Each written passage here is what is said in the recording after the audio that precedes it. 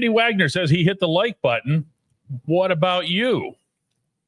I like when the show opens with some really harsh ultimatum like that. Way to go, Randy. Good afternoon to everybody. I'm Dejan Kovacevic of DK Pittsburgh Sports. This is Double Shot of Steelers. For those of you who might wonder what Double Shot is versus, just shot, I have a daily shot podcast that's up first thing every morning of Steelers, Penguins, and Pirates. But the Steelers are so enormously popular and worldwide and everything else that we offer a double shot in the daytime. Would we ever do a double shot of Penguins or Pirates? Sure, maybe someday. But that day is not today. Today is 8 days in advance of Latrobe. And that means reporting date. The first practice will actually be on Thursday. And that's the first time we're actually really going to find stuff out, unless players are silly enough to tell us a day in advance. Like, for example, Jalen Ramsey, what position are you going to play, Jalen? And he says, well, he just lays it all out for us. I don't think that's going to happen. I think we're going to have to actually watch the formations this year. Chris Dolnack says, several disgruntled wide receivers are talking about holding out of camp. Terry McLaurin is upping his rhetoric. Great. Just be patient. I've been saying this for months now. WR2 is going to come. It's going to come. This is not last year. Omar Khan's own rhetoric, to borrow Chris's term, has been that this is different than last year. He's going to hang on. He's going to get something done. But there's no reason to rush on this. You don't need to catch any touchdown passes in July. You can get this done. I want to talk about today who's going to run the offense. And I'm going to do a brief intro today because we have Chris Halleck joining us from Atlanta again. Plain and simple, when Aaron Rodgers goes under center, when he's the guy, when he's the quarterback, he's really the guy. He's really the quarterback of the offense. It is his to operate. The decisions are his to make. Now, if you paid attention to our reporting over the past couple of seasons, really just last season since Arthur Smith was there, you'll know that Smith, there's leeway, there's go ahead and make a read and everything else here, but Arthur also wanted things to be done his way, as any coordinator would. That doesn't make him some sort of outlier. He's not working all week long to set up a plan just to sit there and watch like the rest of us and wonder how it's going to turn out. He wants to have some sort of say in this. But when you have Rodgers, how much of that is going to be in play, and how big of an issue is this going to be for all of us through the season?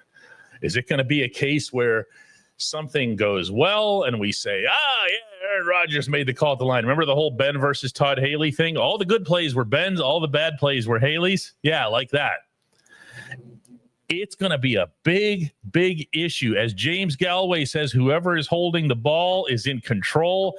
I'm not about to dispute that, but I want to talk about Arthur's role in that and how he's going to handle that. And I'm going to do that with Chris down in Atlanta right after this quick break.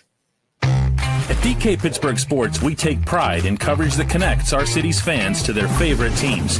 Now, that connection's stronger than ever. Introducing our all-new state-of-the-art app. Find expert inside reporting and original podcasts.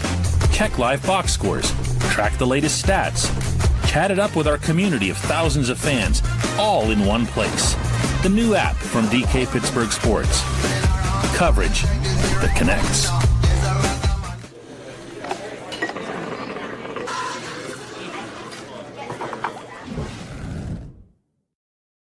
Hey guys, this live episode of Double Shot of Steelers is brought to you by Dazzle Sports, a premier source for sports memorabilia from the National Football League to Major League Baseball and everything in between. Autographed memorabilia from your favorite athletes, including jerseys, photos, game-used items. You can also find cards, collectibles. Show them some love. You know, they're one of us now. Get 20% off your entire order while you're at it. Use the code DOUBLESHOT, make it one word, at checkout. That's at www.dazzle-sports.com. Dazzle Sports isn't just a store. It's where sports memories come to life. Hi, Chris, down there in Atlanta, getting ready for Major League Baseball's All-Star Game. Yeah, what's going on, DK? How you doing? I'm all right. I'm kind of feeling the vibe there from your coverage last night on our website of O'Neal Cruz's 513-foot shot. I know he's just taking lobs from Stephen Morales behind an L screen, okay? But still. Yeah, so I think yesterday on yesterday's show, I talked about the possibility of him hitting that Chick-fil-A cow. I didn't anticipate him hitting it past the Chick-fil-A cow. He did, too. And that's where that 513-foot homer went. So, yeah, it was pretty impressive. He didn't win it. He ran up against Cal Raleigh, who only advanced, by the way, because he had a tiebreaker over Brent Rooker by literally less than a foot. Which is silly. Have a swing crazy. Off. Yeah. Right. So anyway, it was really cool. Put the Pirates in center stage for a little bit too, obviously, but yeah, it was really cool to see O'Neal do his thing.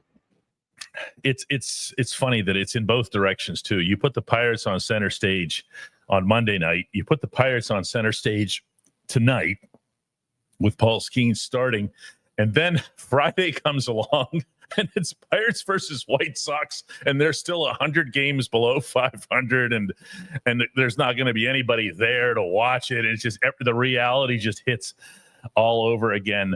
I want to get your thoughts, Chris, on this subject. I know it's one that's actually of great interest to you. When Aaron Rodgers is at the line of scrimmage, or even before that, let's include the huddle. Let's include what's radioed in here. How do we envision this process happening? To what extent, or is it to a lesser extent, that Arthur Smith is going to have control over his own offense? Well, one of the really important things to know, well, there's actually a couple things. One thing is what Aaron Rodgers has actually said, and what he did say during minicamp was sometimes there are going to be 3 or 4 plays called in the huddle. So that right there is that tells you who he is. Yeah. Exactly.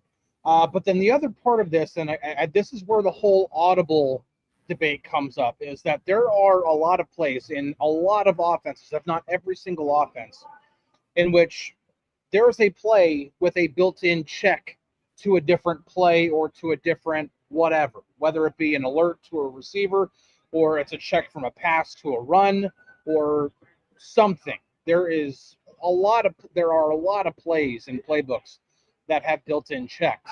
And so when you see Aaron Rodgers do his thing sometimes at the line of scrimmage, that might be just, we were set up for a passing play. I don't like the coverage we're seeing. We're not in a position to go to a different pass play. So I'm literally using the built-in check to go to the run, and then we'll live to fight another down. So that is where the dynamic works between the offensive coordinator and the quarterback. And the more that they can be on the same page with those checks or whatever the multiple plays that are called in the huddle, the more that they can be on the same page, the better the offense should be able to run. I just feel like there's something between two intelligent adults that can be worked out where, all right, how many plays, do you see what I'm saying? Where Arthur says to Aaron, hey, how many plays are you comfortable or do you prefer taking to the line of scrimmage? How many do you think might be too much? What is it that you're going to call out? When are you going to call it out? Do you think these offensive linemen can handle? How many shifts can you handle? How many tight ends do you want, Aaron? We got tight ends. What is it that you want to do here with X number of formations? And one would think, and I've yet to talk with Arthur about this specifically, but one would think that the coordinator would really like this. Like, if you're ego-free, and I'd like to think of Art that way. I don't think he's a guy who's, all full of himself and it's got to be me. This should actually work very much to your advantage. If you're using any kind of deception, Chris, any kind of sleight of hand, any kind of adjustments visually to what the other guys appear to be doing, that's I mean, let's call it like it is. That was not in play last season. Not even with another veteran quarterback in Russell Wilson. It just wasn't. That's absolutely correct. I was actually about to make the point. I was already thinking it. No, I was already thinking it as you're saying it. People might think just because you're a veteran that you're going to, no. There are different levels that each veteran, that's never really been Russell Wilson's game. It has always been more about, Russell Wilson's always been more about the athleticism and everything else that goes on. I'm trying to get a lot of noise going on in the background. But, yeah, I mean, Aaron Rodgers he's not Peyton Manning. Nobody's Peyton Manning when it comes to pre-snap and getting the offense set up and everything. But Aaron Rodgers is absolutely one of the best of all time in terms of doing that. And if you don't utilize that, then you're not taking full advantage of everything that you have on offense. Yeah, I mean, I think that's part of what has to happen here. Is also part of the reason that I was getting as antsy as I was over the summer about, let's go, mini camp, get in here. I don't want to hear about this stuff about how he would show up in September. Remember that? He was just looking for a way to get out of training camp. He's been in, to his credit. He's done the work. He's had the Malibu workouts with the wide receivers, which, of course, has nothing to do with Arthur. But, you're getting prepared. You're seeing the Steelers getting prepared. Denny says, I like this point, too. You cater to the throws that your quarterback can make. Chris, which throws are those exactly that Aaron Rodgers can make? All of them. All of them. No one is doubting that. When I was at my height of cynicism about Rodgers, you never heard me say anything about the throws. Oh, yeah. I mean, listen, I've gone through literally every single drop back of his 2024 season. And the one thing that you can definitely not say, there are a number of things you can't say about Aaron Rodgers, or can say, however you want to put it. But one thing you cannot say about Aaron Rodgers is that, the arm's gone. No, it's not. No, it's not. He can absolutely still make week 16, 17, again, whichever game against the Rams, the play where he does the play action fake, rolls to his right, throws across his body, hits Devontae Adams in the back of the end zone. It's floated perfectly enough up, elevated enough to get over the defender's hands and right to where Adams could get it. I mean, pinpoint accuracy, enough arm strength to get there, about 30 yards downfield. I mean, the arm is absolutely still there. So, yes, he can make a lot of different throws, and he is not like the most, I'm going to attack the middle of the field type of guy, but can he and will he throw to the middle of the field? Absolutely, yes, he will. Yeah, I think that's the one of the things when we think about things in Pittsburgh from our own perspective, and we think about when Ben got older, the thing that was the most visible, even more so than the reduced mobility, was that the arm strength wasn't where it had been. I don't want to make it sound like he had a Peyton Manning level limp noodle late in the career here, okay? But Ben wasn't able to, those bullets to Heath Miller that would, just crush you right in the chest, right between the 8 and the 3. Fire in there when he needed to. Yeah, that really wasn't a thing. That just wasn't in play for him. With Rodgers, you're still going to see that. If you're Arthur, and let's say, for example, you're going against an opponent that you really want to run against. You've spent the entire week talking about, we need to run on these guys. We need to establish the run. And I know you can actually hear him saying that. Okay. You're facing somebody that you feel you can trample, and you're not seeing it. Okay. You're just seeing a whole lot of throws. What do you do? What do you do from upstairs? Do you just call down 4 running plays and say, pick from any of these 4? What do you do?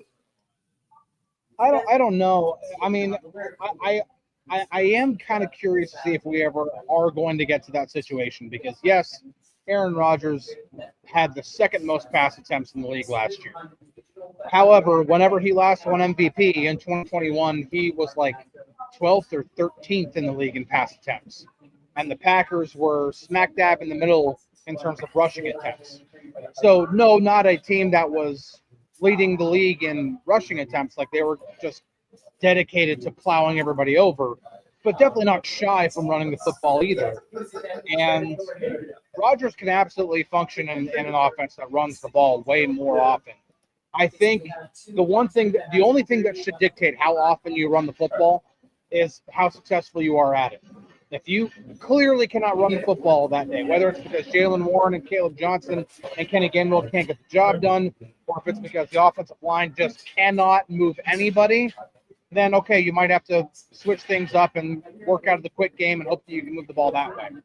But when you can run the football, absolutely keep doing it, because not only do you control the clock better and protect the football better, but you also preserve your 41-year-old quarterback at the same time.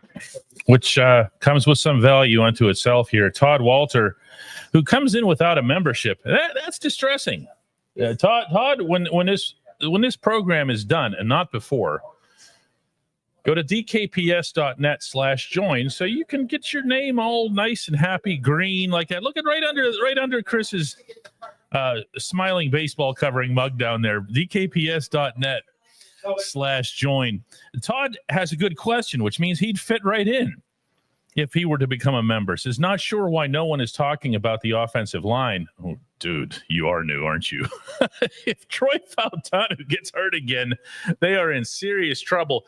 If Troy were to get hurt, and why are we only talking about him? I mean, I understand he had an injury in college and then he missed last season. I'm so leery about labeling people unless you really see something that makes you think that they're injury prone and there's a real problem there. But anyway, if Troy gets hurt again, they are in serious trouble, he says. If he were to get hurt again, what you would see is Calvin Anderson lining up at right tackle. You would not see Broderick Jones move back to the right side. They are committed to having Brod on the left side. And Calvin Anderson is an NFL player. I don't know what to tell you. Calvin Anderson has made NFL starts. Would you have him doing all kinds of wild stunting and all, other crazy things? No, you would ask him to basically play the simplest form of right tackle and hope for the best. And you know what? Sometimes, Chris, that actually works. Keeping the schemes nice and simple. Yeah. And the other part of this is that Calvin Anderson was in the offense last year. So if he does ever have to get in, the offense isn't foreign to him. So it helps to have that continuity. Yeah. But yeah, I mean, listen, I think when you talk about concerns remaining on the roster, depth of the offensive line is probably the number one concern. Mark Cunningham. I'm sorry. No, I was just saying, because if Broderick Jones or Troy Fautanu do go down, you'd like to have a better option other than Calvin Anderson. But, we'll see. If the guard goes down, you're turning to Spencer Anderson, which I think is actually a pretty decent guy. But then if you lose another guy, which sometimes it goes like 2022, in which you have the same starting five every single game, that's way more rare. And then sometimes you have seasons like last year in which you seem to have a different starting five every single one of the first 7 or 8 weeks of the season. But usually it's somewhere in between. You do have to have depth, and I do wonder, again, there's always that cut down day. Who knows if something gets added or somebody gets added at the end of all of this at the end of August. Mark Cunningham asks, do we dare play Rodgers a little bit in the preseason, guys? I have a hard time believing that the Steelers will get through 3 full preseason games without at least a quarter or a couple of series. Just so that the very first time that Rodgers takes the field in anger with this offense won't be, not because he'd have the willies or something. I mean, you're talking about a guy heading into his 21st season. It's more that there would be I think it'd be more for everybody else. Okay. I don't want the Steelers taking to the field, the offense taking to the field at MetLife Stadium, the whole thing, the 80,000 people, they make the place green on the days that the other Jets play there. Which is actually a pretty neat thing. They change all the signage and all the lighting and everything. It all becomes green instead of blue. And whatever reaction the crowd has, and they're out there with Rodgers for the first time, I don't want that. It's not going to be in Charlotte either. It's going to be probably in that middle game, right? Yeah, that's what I would think. And that one's in Pittsburgh, which would make the most amount of sense. And then there's that too, right? Yep.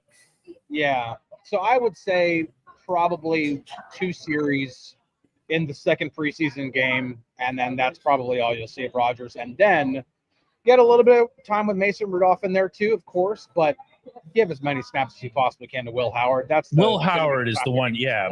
Yeah. Like I want, no, if I'm the Steelers, I keep repeating this, and everyone thinks it's some kind of continuation of my summer-long screed. But Mason Rudolph needs to get active with this offense. Okay? I mean, he's going to need time in those preseason games. And he needs to get that time early in these games. So I could see Mason starting 1 and 3. Does that sound about right? The preseason games 1 and 3, you start Mason, and then you get Howard involved. You get him involved, whether it's the second quarter or whatever. And then, ladies and gentlemen, we're going to see a whole lot of Skylar Thompson late in these games. We really are. But if I'm the Steelers, I mean, I'm sorry, Skylar Thompson. Like, maybe you can get a series or 2 at the very end. But especially that third preseason game, Will Howard has to play at least half of that game. At least. You got to get him the opportunity. Because otherwise, he's going to go through 2025 with just a bunch of scout team reps. You know, I mean, that's a pretty big deal here.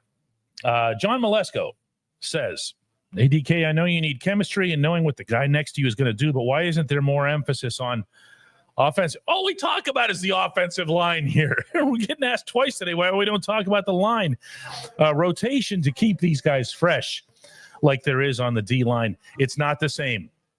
You can ask that question tomorrow, John, of Ramon Foster, and he'll tell you it is not the same. Those guys need to be on the field.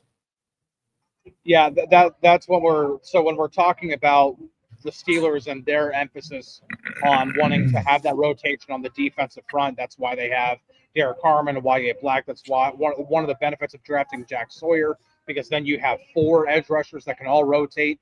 You can, and if they perform, then you keep TJ Watt fresh, you keep Cam Hayward fresh, and you keep those guys fresh for those third downs or those plays late in the second quarter or fourth quarter.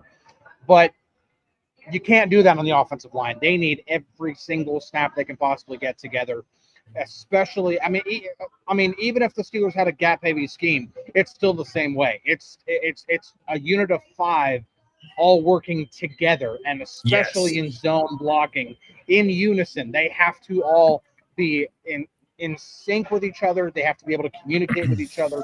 And when you're constantly swapping guys in and out, it's going to break down. It just is. It would be that way anywhere, not just Pittsburgh. Good. I'm going to take a couple of questions myself because Chris's audio is kind of bumping in and out here. Maybe you can reset there, Chris, or something to try to get a fresh connection. There's a lot of people working off the same Wi-Fi in an environment like Major League Baseball's All-Star Game where Chris is. So if you can hit like a reset or exit and restart or something like that. Ken Greenaway says, will there be enough passes for all these guys? DK Metcalf, Calvin Austin, the tight ends, Pat Freiermuth, Jonnu Smith, Warren and Johnson. So many passes. How many passes will there even be to wide receiver 2? Nothing excites me more potentially about this offense, not the football team, but just the offense. I have something else that excites me more on the defensive side than the idea that you could see a lot of different guys involved. I keep using this word, but it means a lot, I believe, to the fortunes of this football team this fall, and that is rhythm. I want to see boom, and then a boom, and then a handoff, and then a this, and then a that. And then guys just rolling down the field. And then you know what else I want to see and hear after the game is that when I go into the locker room, I want these guys talking about how awesome it was to be out there and to feel that. And not from any perspective of, counting catches or anything like that. If you're, just to pick out one name here, if you're Freiermuth, out of these guys, and you're out there with Jonnu Smith and all these other guys that you just mentioned, and Freiermuth catches the football 3 times, but one of them is for a first down, One of them is for a nice gain down the sideline, and another one's for a touchdown. You have had a game, dude. Because you were part of a win. You were part of something that felt like it could be carried into a successful playoff game. Offense needs to be on schedule, says Chris Dolnack, and he is completely right on this one. Balo says, I'm excited to see Jaylen Warren get more passes his way. It doesn't just have to be him out of this. Caleb Johnson has shown he can catch passes. Kenny Gainwell has shown he can catch passes out of the backfield. He can make things happen when you're going out wide. There's a lot of, Jay Mood says here, having too many weapons on offense sounds amazing. It also sounds like it would be a moot point without the line. See, we actually do talk about the line an awful lot here. Breezy says, I'd much rather the Steelers give Howard more reps in the preseason games than Skyler. I mean, that's probably what's going to happen. It probably is. I'm just talking about if you're staying up to midnight and you're watching those fourth quarter snaps, you're going to see Skyler Thompson here. I get this snarky question a lot. Mr. CJ is known for having at least some snark to his game. He says, when is the quarterback sled drill taking place at Latrobe? I'm sorry. I'm of the opinion that whole thing was blown out of proportion. If you're an NFL quarterback and you hurt yourself by bumping into a thing, it hurts your calf by doing it, your calf was going to get hurt no matter what. I'm just not. What do you think about that, Chris? I've never asked you that. Yeah, I agree. I thought the whole thing was completely overblown, but I mean, people need stuff to talk about, write about, and most of all, the thing that I keep people need something or someone to blame, and that's an easy. It's the sled's fault. Mike says here, how much of the playbook changes this year from the last? That's a great question. I have not heard that, but it's going to have to some extent, right? Yes, I actually wrote about this on our site on DKPittsburghSports.com maybe about a month or so ago. Arthur Smith had to change the way he likes to coach offense a certain way because who he had a quarterback and who he had a running back. He had Najee Harris, who's his number one back, who's not a really great outside zone runner. And that's the way Arthur Smith likes to run the football, but he's not going to make Najee Harris do something he's not the best at. And then same thing with Russell Wilson, a quarterback. Arthur Smith likes to attack the middle of the field out of play action. Not all the time, but he likes to do it on a decent amount. Couldn't really call that very often because Russell Wilson just doesn't like to throw to the middle of the field. So you try to take advantage of the strengths of your players, and that's exactly what Arthur Smith did.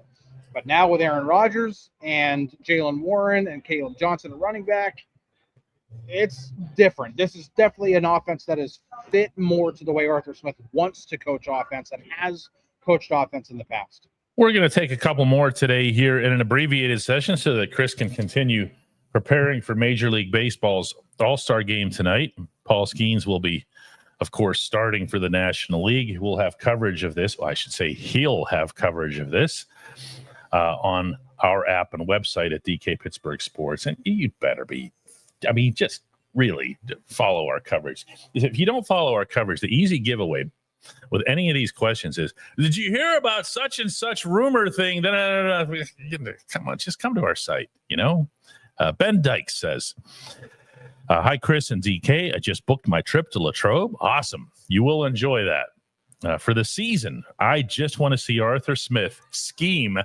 Mount Washington into one-on-one situation with DBs just to see the look of terror on their faces. I love this idea of the Steelers lining up with all these monsters. Okay, on the line. I think it's really, really cool. I do feel, in fairness, and on behalf of the NFL's DBs, to share with you that none of them will feel terror until these players are coming at them with a head of steam with the football. That's the difference here. If you remember some of Darnell's catches last year, a couple in particular, he would get the ball and you're not scaring any NFL player at the line. Okay, I'm sorry, you're just not. I don't care who you are. Okay, it's 2025. These guys they're tough. I don't care what their size is. Calvin Austin's the toughest player on the Steelers, and he's what 5'8", 5'9", if that. Darnell, if he's coming at you with a head of steam, you've seen this. This is what they call the business decision when the DB goes, "Whoa, I missed him." It really is hilarious to watch. And then there are times, I think there was even one time, I think it was the Indianapolis game, in which not only Darnell gets a DB to kind of start to do that, but then he hurdles over him just to show that, hey, despite me being 7'7" and weighing 390 pounds, I can also hurdle over you. Yeah, he's fun. He's fun. Jamie says it. He's fun to watch. Here again, accused of not talking about something that we're actually talking about. Why does nobody talk about Darnell's hurdle? Well, we just did. Justin Watson says Latrobe is really a great experience. I thought the ISOing of Washington on DBs around the goal line was very productive last year. I think you're going to like the way Arthur Smith is moving Darnell around. He did that, as Darnell confirmed. We're not allowed to talk about formations that we see in practice unless the players, okay, well, Darnell confirmed that. And he was trying some interesting things with Darnell. Chris, is Darnell buried now as a pass catcher? If you have the fourth leading tight end in the NFL last year added to an offense that already had Pat Freiermuth, if you have three tights out there, okay, is Darnell buried, or is he just going to get the ball about as often as Michael Pruitt did? It's a tough question. It is. That's why I'm asking it. Yeah. I mean, yes, to a certain extent, because Pat Freiermuth and Jonnu Smith are going to get their targets. You don't pay Pat Freiermuth and then trade for Jonnu Smith to not give them either way, neither guy, I don't think, is going to get the number of targets they got last year. I just don't. Like Pat Freiermuth's target number, I think was like 70 something, and Smith was in the triple digits when it comes to targets. It's just not, there is not enough ball to go around, especially when DK Metcalf is going to get triple digit targets himself. So I would answer yes. Darnell Washington is probably a little bit more on the buried side, but think of the reason why. Is it because it's just, we don't know what to do with them? Or it's, you have Pat Freiermuth and Jonnu Smith, one of the best tight end duos in the league in terms of pass catching. Like, that's a good reason why Darnell Washington might not get the number of targets he was initially supposed to get. You know, you mentioned Metcalf getting 100 targets or triple-digit targets, right? And I look here and I see that with Seattle last year, he had 108, so that was accurate. I also saw and noticed that as the season went on, his targets went way down. And he ended up, and I'd noticed this previously, but I'm looking at them now, his last 5 games for the Seahawks were 6, 3, 7, 3, and 5. Now, I don't care anywhere near enough about that franchise to go digging into why that was. But I wonder to what extent Metcalf can be a really high target guy in this offense. I understand Arthur has said it himself. How did he put it? He said, you don't do $150 million for a guy and then not use him. Okay, I get that. He understands it. But I still wonder about how that's going to look. Well, Metcalf has been, if you go through all of his other seasons, he's been a triple-digit target guy. If anything, 108 was on the lower end of what he normally gets. Mm-hmm. Yeah. So he's been a high target guy no matter what. Whether it's been Russell Wilson was his quarterback or Geno Smith was his quarterback, he's just been that guy. Even in last year's offense, in which the Steelers ran the ball, I think more than anybody else in the league. I don't remember exactly where they ranked in rush attempts, but it was up there. George Pickens still brought in more than 100 targets. And so I think it's just an easy, you take George Pickens out, you put DK Metcalf in. And if anything, I think the Steelers might actually throw the ball a bit more in terms of run-to-pass ratio They might throw the ball a little bit more than they did last year just because of who they have a quarterback. Now, I still think they're going to be a run-first team. I still think they're going to try. They're going to be among the league leaders in rush attempts.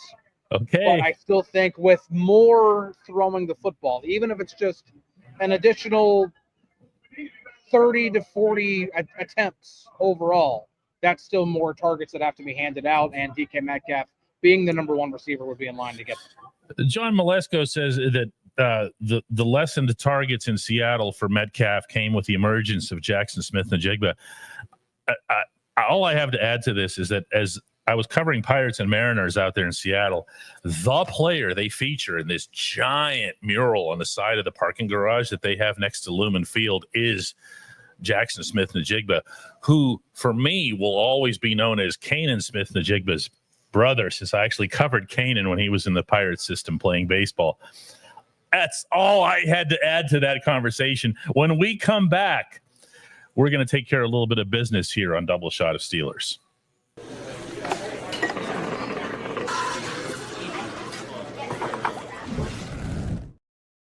Are not all that active here and on the business end here. Carrie's like the rock, the foundation of the community here with the one gift every day. David Harrison came in with one. John Pell's been a member for 20 months. The way that you can become one of these is to go to dkps.net/join.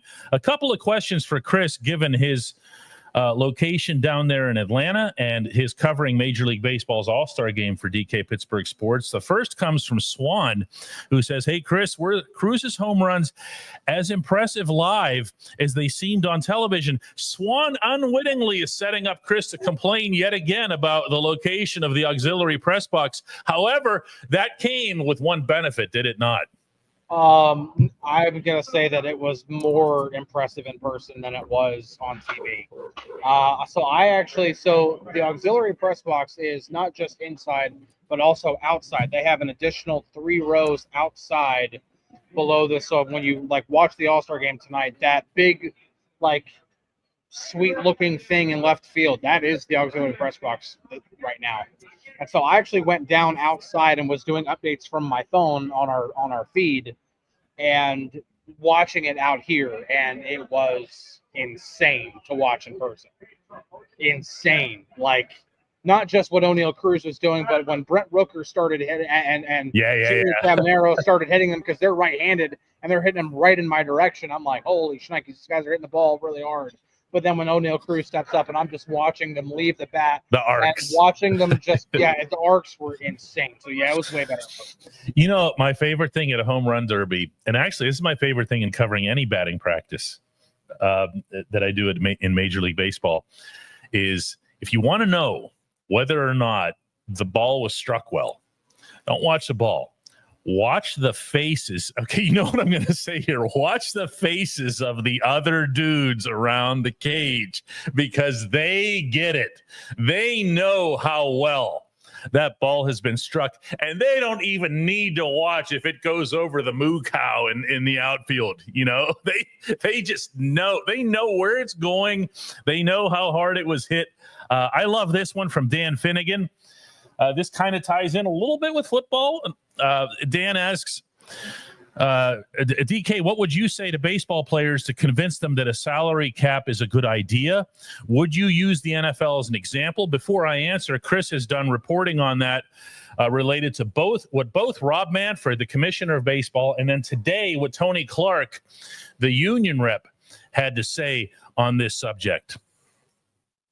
Yeah, so both Tony Clark, Rob Manfred addressed the BBWAA this morning in a brunch, and that's the Baseball Writers Association of America, of which both Chris and I are members.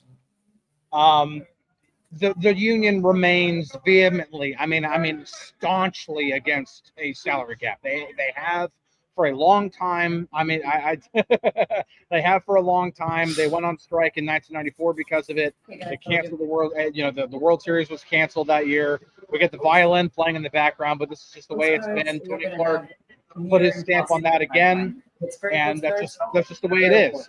Now, to be fair, we are starting to see more and more owners start talking about the salary cap. The Baltimore Orioles. They don't use the words.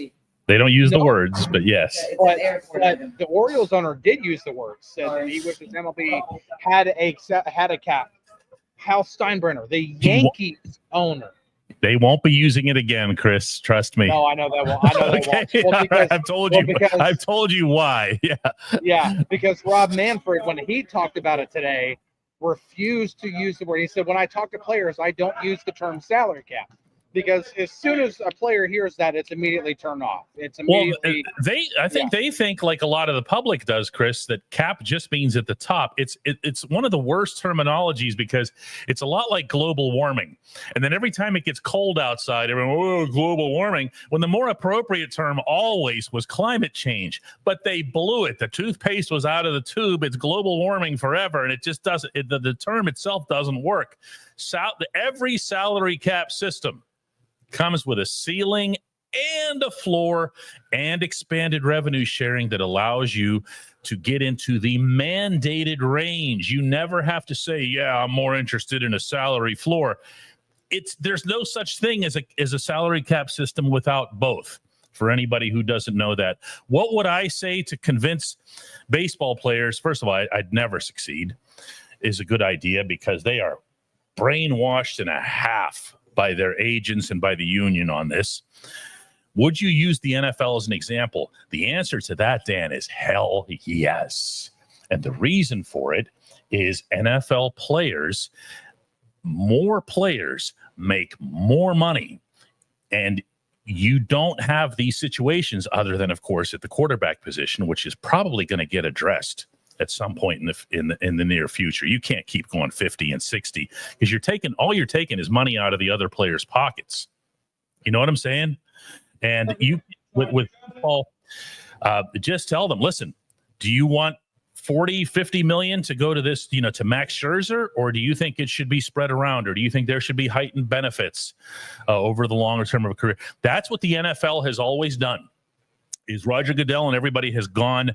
They haven't gone to Ben Roethlisberger to ask what he thinks. They've gone to Tyler Matakevich to ask what he thinks.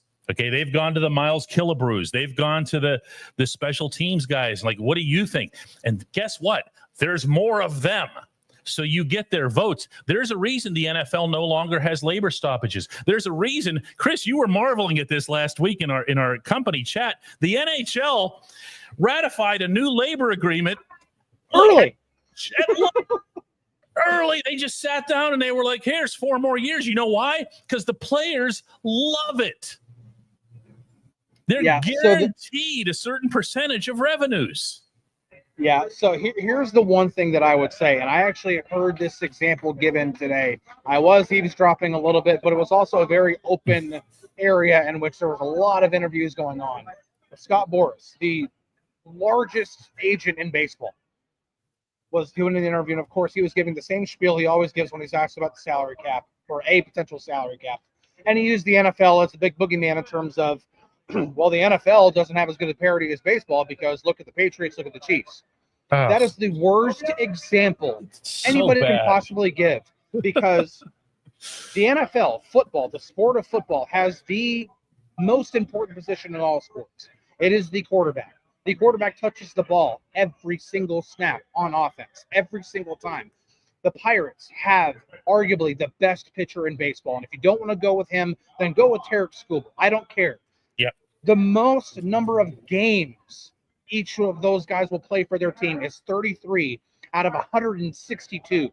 In the NHL and hockey, Sidney Crosby, the best player on the Penguins, Connor McDavid, the best player possibly in the league, only play a third of the time. It's not the same in any other sport than it is in football. So the worst representation. And when you have a franchise quarterback, John Cooper, the brainiac coach of the Tampa Bay Lightning, had a stat.